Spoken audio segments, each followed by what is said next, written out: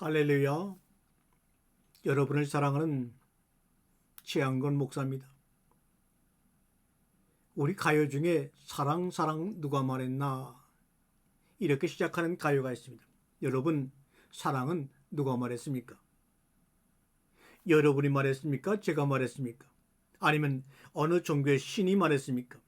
아니면 우리 성서에 나오는 그 하나님이 우리에게 처음 말씀하신 겁니까? 사랑은 누가 말했나? 우리는 교회를 다니면서 세상 사랑뿐만 아니라 성경서 말하는 사랑을 굉장히 많이 알고 있는 것처럼 생각합니다. 사랑을 제대로 살아내지는 못하지만 그래도 성경에서 말하는 사랑은 이런 것 아닌가? 들은 풍월이 습시 년입니다. 그런데 누가 말했는지는 우리가 논외를 두고라도 사랑은 복잡한 것이 아닌데 왜 그렇게 사랑하기가 힘들까? 그래서 한번 사랑을 쉽게 어린아이들도 노인애들도 아프리카 사람도 아시아 사람도 중동 사람도 남미 사람도 지구에 사는 모든 사람들이 그래 사랑은 그렇구나 라고 쉽게 동의하며 얼굴에 미소를 지을 수 있는 그 사랑, 끊임없이 자신을 비우기에 언제나 새로우며 세상의 호기심으로 배움에 임하지만 결코 지식을 쌓지 않으며 무엇이 되려고 한 적이 없기에 없음이라 불리며 끝이 없이 깊고 닿지 않은 것이 없으며 앞의 세계로부터 벗어나 있기에 모름이라 부르며 그의 심은 무한하나 한없이 부드러우며 보지 않는 구석이 없고 듣지 않는 소리가 없으며 그의 덕은 높고도 크나 겸손은 한없이 낮으며 우리의 사고가 끝난 것, 우리의 생각이 멈추는 것, 단어의 의미가 끝나는 곳에서 어쩌면 만날 수도 있는 그것은 실제로의 사랑 아니었던가 라고 복잡한 말 다 뒤로 놓고 사랑한다는 말을 했던 모든 그런 주석들을 인용들을 다 벗어놓고 여러분에게 사랑에 대해서 함께 한번 생각해 보았습니다. 때로는 무엇인가 사랑에 미친 사람들, 세상에 미친 사람들은 우리와 같은 사람이 아니라 다른 부류의 사람으로 우리가 고정시켜서 인식하는 경우가 많이 있습니다. 세상에 미친 자들에게 붙여진 이름이 있다. 사도 바울도 세상에 미친 자들입니다. 베드로도 세상에 미친 자들입니다. 그렇지 않고서는 그렇게 젊은 예수가 전한 복음을 전하려고 노력하다가 순교할 수가 없었겠지요. 예수도 세상의 입장으로 보게 되면 미치지 않고서야 온 인류를 위해 십자가에 스스로 죽음을 감당하지 못했겠지요. 과거 바울 때보다 베드로 때보다 예수님 당시보다 성경에 대한 깨달음과 주석들이 수천 배 수만 배 많이 쌓였는데도 불구하고 바울의 서신의 그 능력이 복음서의 감격이 우리 시대에 사라진 이유는 무엇입니까?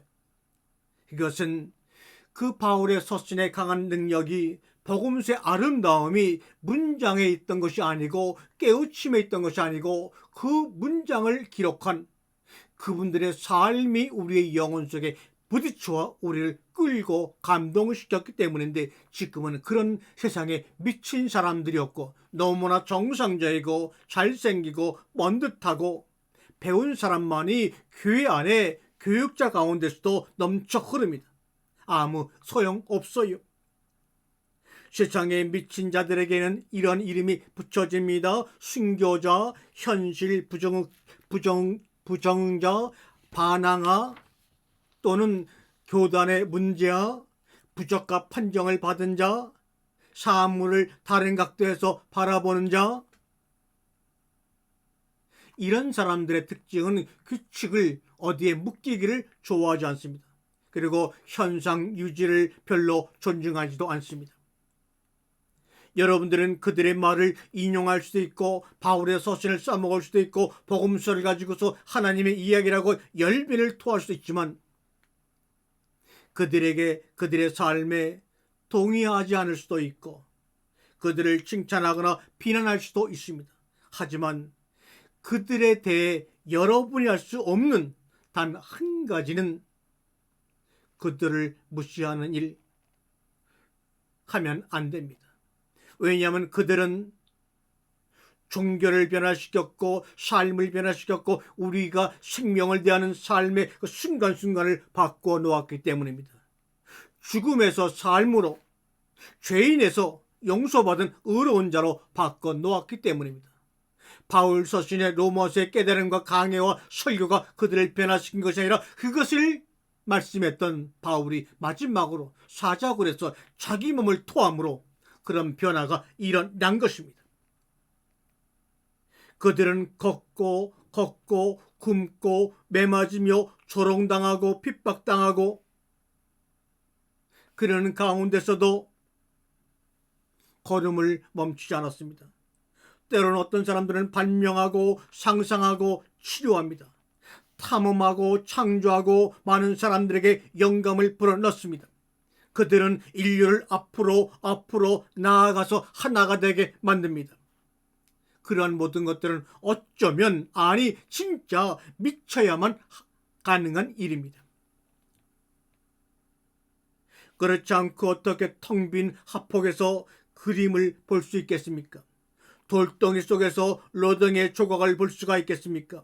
어떻게 침묵 속에 앉아 결코 쓰여진 적이 없는 아름다운 하모니의 노래를 들을 수 있겠습니까? 베토벤이 55살의 나이로 죽으면서 눈이 먼 10년 동안 대부분의 곡을 작곡했다고 합니다. 그러면서 작곡을 시작하면서 25년 동안 79번을 이사했다고 합니다. 왜요? 살 집이 없어서. 그렇게 가난뱅이로 살았지만 어떻게 지금도 우리가 들으면 가슴을 뭉클하게 하는 그런 아름다운 하모니를 작곡했겠습니까? 미쳤기 때문에 가능합니다. 또는 붉은 행성들을 응시하면서 우주정거장을 떠올릴 수 있겠습니까? 어떤 사람들은 그들을 미친 강이라고 부르지만 우리는 그들을 순교자라고 부르며 우리는 그들을 천재라고 부릅니다. 세상을 바꿀 수 있다고 생각한 만큼 할 만큼 미친 사람들만이 결국 세상을 바꿀 수가 있고 이 시대에 썩어가는 종교를 개혁시킬 수가 있다고 확신합니다. 사랑하는 여러분, 저도 정상이기에 이 말씀을 전하는 것을 너무나 부끄럽게 생각합니다. 미쳐라 미쳐라 바보야 바보야. 살아있는 앞으로 잠시의 남은 생애 동안에 세상 사람들이 나를 상종하지 않고 멀리 나를 소외시키는 미친 강이가 되었으면, 바보가 되었으면 얼마나 좋을까. 남은 소원 그것 하나입니다. 아스팔트 길을 밟아 기어가면서 온몸이 찢어지는 것을 안고 담고 주님이 예수님 우리의 복음이요 우리의 구주요 우리의 메시라고 외치는 저 모습이, 그 미친 강의 모습이 나의 삶의 마지막의 모습으로 비춰지고 기억되기를 원하는데 왜 나는 정상일까? 왜 나는 정상일까? 정상적인 기억을 갖고 이렇게 말씀을 전할 수밖에 없을까? 오, 고나다.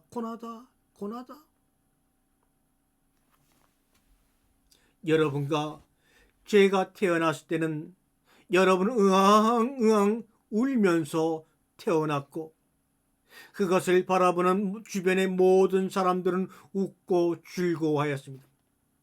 그러나 어느 날 내가 내 몸을 떠날 때 나는 웃었고 내 주변의 모든 사람은 울며 괴로워하는 모습을 보게 된다면 나는 승자일까요? 패자일까요? 물론 승자입니다. 나는 웃으며 내 몸을 떠날 수 있기 때문입니다. 떠도는 삶의 유혹으로부터 벗어나십시오. 자만심으로부터 벗어나십시오. 무지로부터 어리석음의 강기로부터 속박을 완전히 말씀 안에서 끊으시기를 바랍니다. 그때 비로소 그대는, 여러분과 저는 모든 괴로움으로부터 완전히 자유로워질 것입니다. 생과 사의 사슬을 끊으십시오. 어리석은 삶으로 빠져드는 이치를 알고 그것을 이 시간에 끊어버리시기를 바랍니다. 그때 비로소 그대는, 나는 이 지상의 삶에 대한 욕망으로부터 자유롭게 되어 고요하고 평온하게 나와 그대의 길을 걸어 하나님의 품에 안길 것입니다. 아멘. 아멘.